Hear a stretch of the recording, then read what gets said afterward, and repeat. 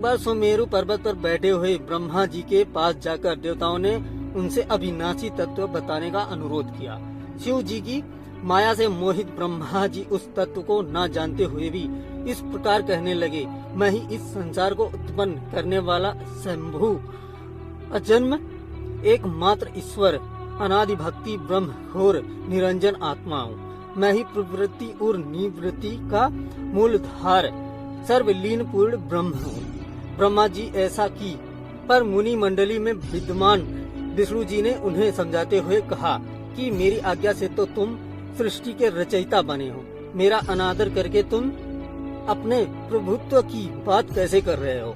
इस प्रकार ब्रह्मा और विष्णु अपना अपना प्रभुत्व स्थापित करने लगे और अपने पक्ष के समर्थन में शास्त्र वाक्य उद्धृत करने लगे। अनंत वेदों से पूछने का निर्णय हुआ तो स्वरूप धारण करके आए चारों वेदों ने क्रमशः अपना मत इस प्रकार प्रकट किया।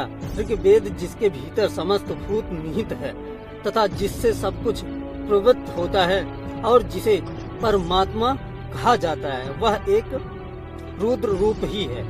यजुर्वेद जिसके द्वारा हम वेद भी प्रमाणित होते हैं तथा जो ईश्वर के संपूर्ण यज्ञों तथा योगों से भजन किया जाता है, सबका दृष्टि वह एक शिव ही है। सामवेद जो समस्त संसारी जनों को भरमाता है, जिसे योगी जन ढूंढते हैं और जिसकी भांति से सारा संसार प्रकाशित होता है, वे एक त्र्यंबक शिवजी ही है। अर्थवेद जिसकी भक्ति से साक्षात्कार होता है और जो सब या सुख दुख अतीत अनादि ब्रह्म है, वे केवल शंकर जी ही है। विष्णु ने वेदों के इस कथन को प्रताप बताते हुए नित्य शिवा से रमण करने वाले दिगंबर पीत वर्ण धूली धूसरित प्रेमनाथ कुवेटाधारी सर्वावेष्टित वृपनवाही निसंग शिवजी को पर ब्रह्म मानने से इनकार कर दिया। ब्रह्मा विष्णु विवाद को सुनकर ओंकार ने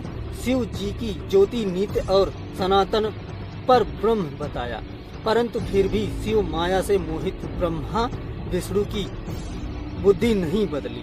उस समय उन दोनों के मध्य आदि अंत रहित एक ऐसी विशाल ज्योति प्रकट हुई कि उससे ब्रह्मा का पंचम सिर चलने लगा।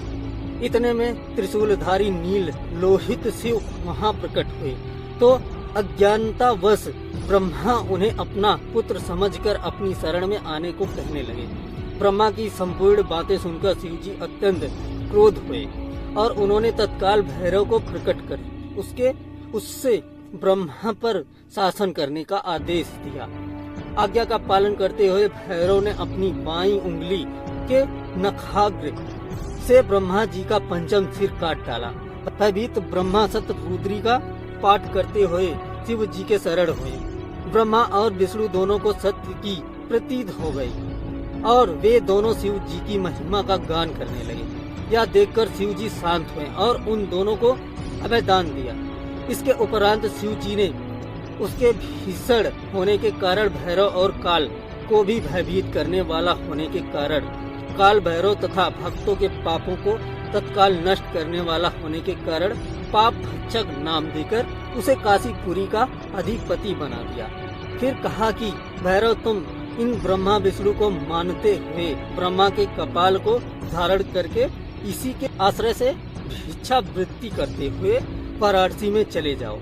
वहाँ उस नगरी के प्रभाव से तुम ब्रह्म हत्या के पाप से मुक्त हो जाओगे। शिव जी की आज्ञा से भैरव जी हाथ में कपाल लेकर जो ही काशी की ओर चले, ब्रह्म हत्या उनके पीछे पीछे हो चली। विष्णु जी ने उनकी स्तुति करते हुए उनसे अपने को उनकी माया से मोहित न होने का वरदान मांगा।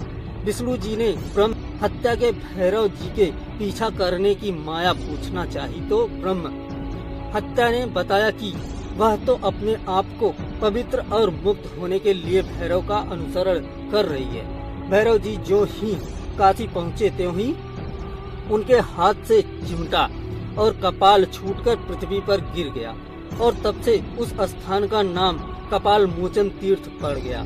इस तीर्थ में जाकर सविधि पिंड दान और देव पितृ तर्पण करने से मनुष्य ब्रह्म हत्या के पाप से निवृत्त हो जाता है।